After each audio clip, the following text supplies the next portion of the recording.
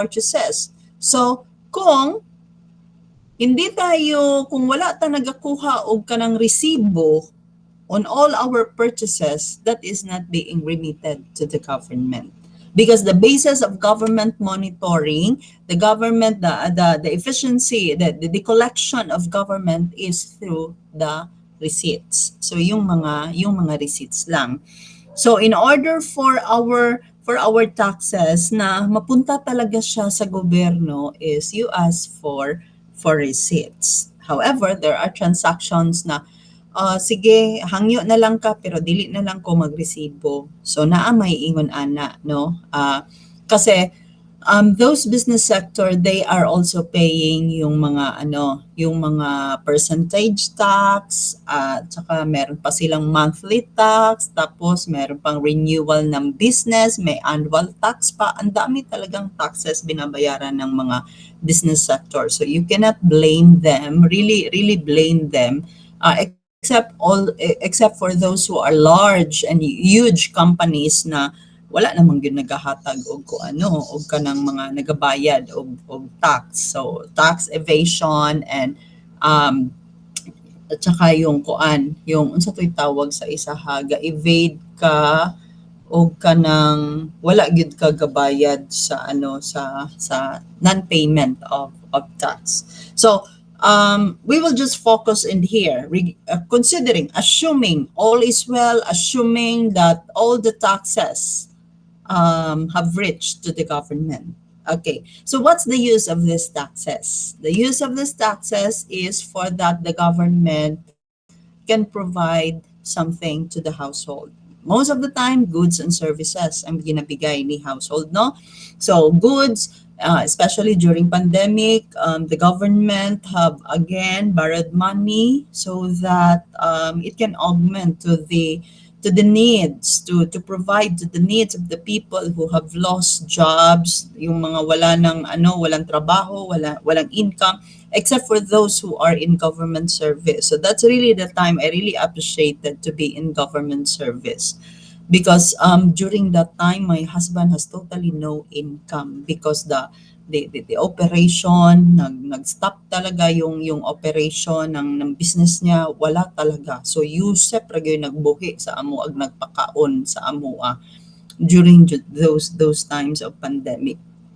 And then murag makaingon pa ka, huy hala abunda ba kay wala kay gastusan everyday, kanang wala kay palit-palit og mga sanina.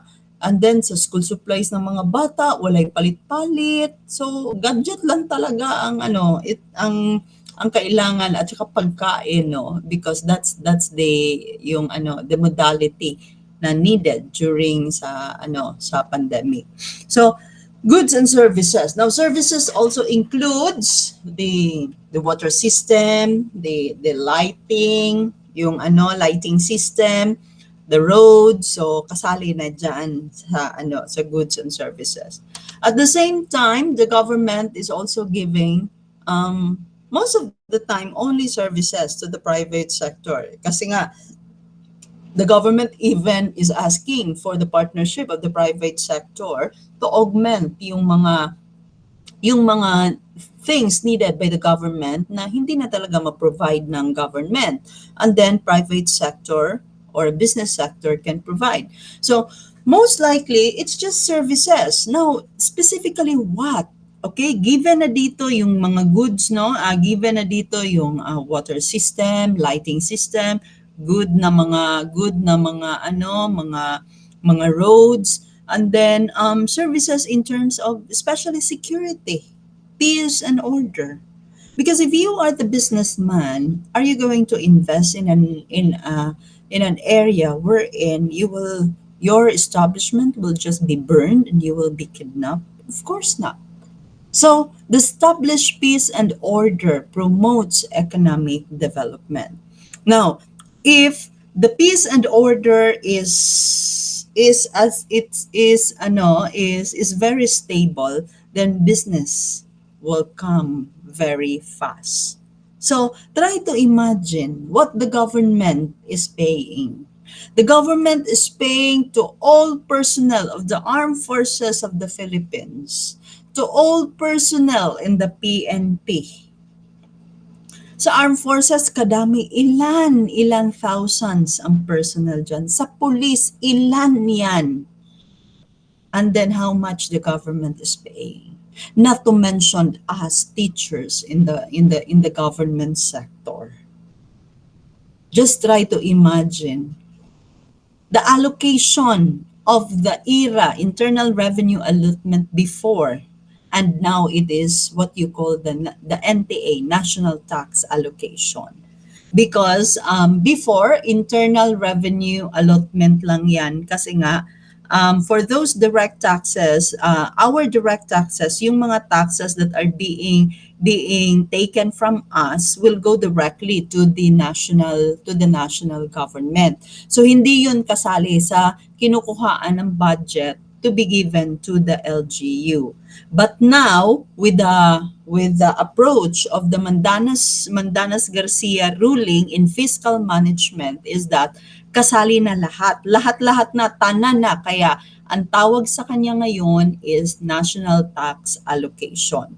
Because everything is doon na kinukuha, binubuo na, tapos doon na kinukuha.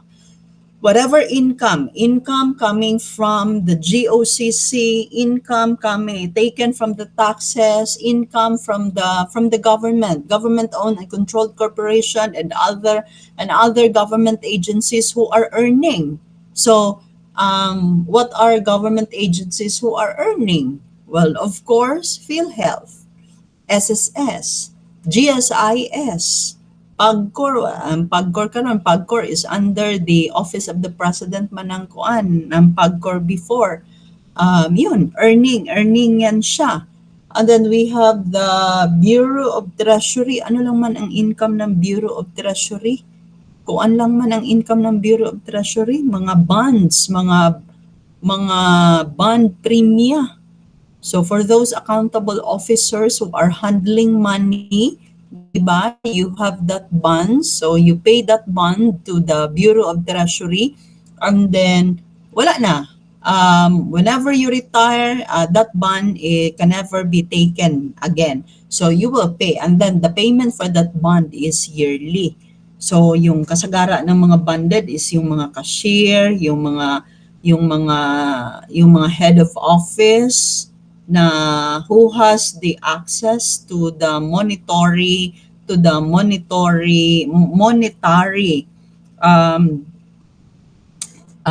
management in a certain institution. So in this manner, without the taxes that we will be giving to the government has nothing. Walang makukuha ang government. Thus, umutang tayo. Now, to continue the flow, the household will give what to the business and private sector? Well, of course, labor. Diba? Of which, in exchange to that, may labor tayo. From the labor natin is from the household to the government for those who are in government service, and then from the household to the business sector for those who are employed in the private sector. And then in exchange of that, well, of course, the government and the business sector will pay wages and salary to the household. So that household will now have money for its operation. What is the operation in the household? Food, clothing, shelter, payment of whatever mortgage that we have, whatever needs that the individual has. Para may money siya, kailangan may pay and wages. That is the very reason why labor is very important, why employment is very important, why the government is promoting employment. Naging indicator din 'yan ng ng development. How much of your population is unemployed? How much of the population are economically active? Hindi sila active. Paano sila kumikita para kumain? So, That is very important that we need to boost the economic activity. That there has to be more demands of labor in the business sector so that people in the household will now have chance to be employed, and when they are employed they will be given the pay or the salary, and now they have money, they can now be capacitated to provide on their own, unless otherwise still the government will always provide them for the goods, for their food, for the ayuda. Now we will provide employment. Okay, another thing, the business sector or the private sector will provide also goods and services to both the government, and the um to the government and to the household. Kulang itong arrow ko. Okay, dapat may isa pang arrow, no, to the government, and at the same time dun sa dun sa ayun, meron na pala. Tama pala, tama. Okay, yan. The business sector will provide goods and services to both the household and the government. Every needs that we have, lahat ng need natin, pinuproduce ni business sector. Whether or not producer siya, manufacturer siya, middleman siya, merchant siya, or whatever siya, reseller siya, or whatever is the type of classification. The business sector provides all the needs for the government and for the household. Okay? So ngayon, si government, meron na ding mga meron na ding tawag nila PS, procurement services. Okay? So for those who are in the government, for yung mga basic supplies natin, 'di ba?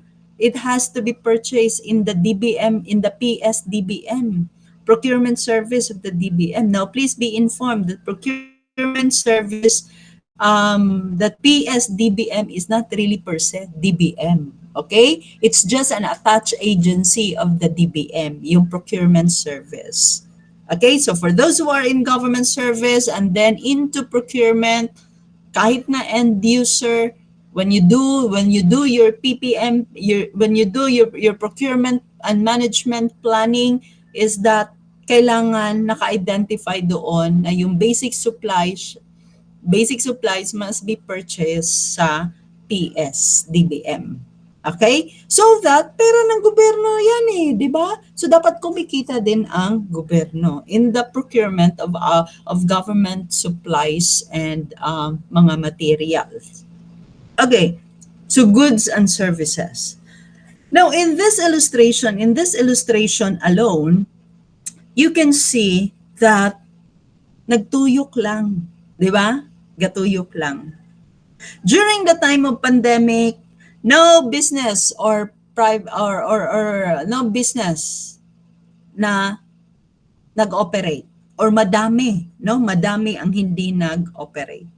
What had happened? You lost income in the household because there's no more labor. 'Di ba?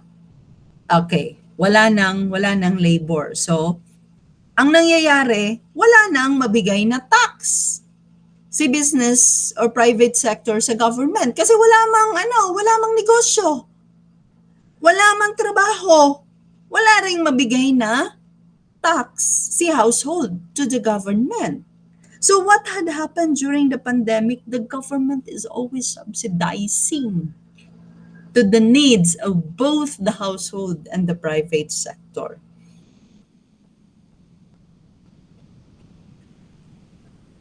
In addition to the maintenance of the salaries and wages of all the people in the Philippines who are employed in government.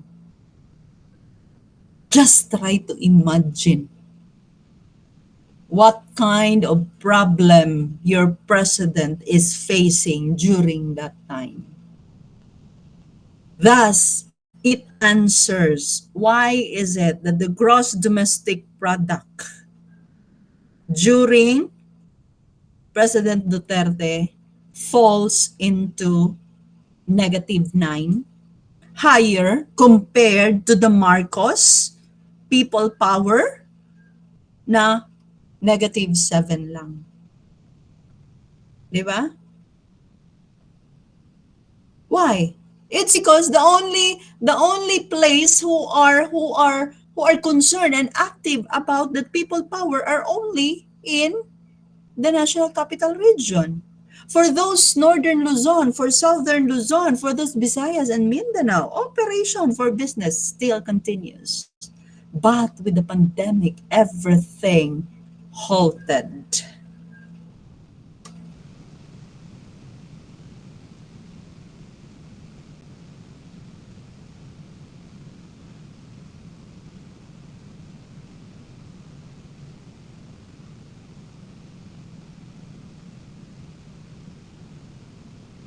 One to you.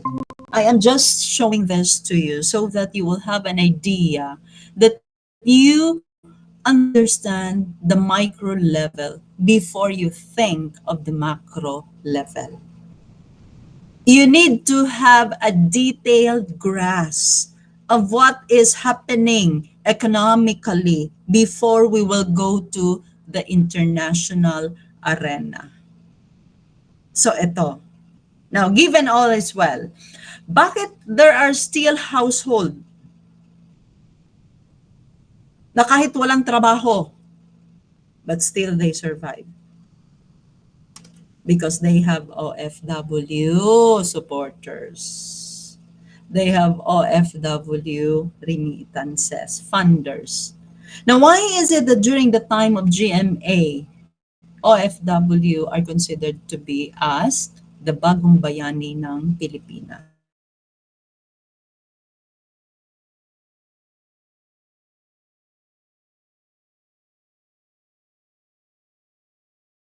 Out income in the household, in the domestic level, still the production is continuing. Walang trabaho si household because the flow is being augmented by the OFW remittances.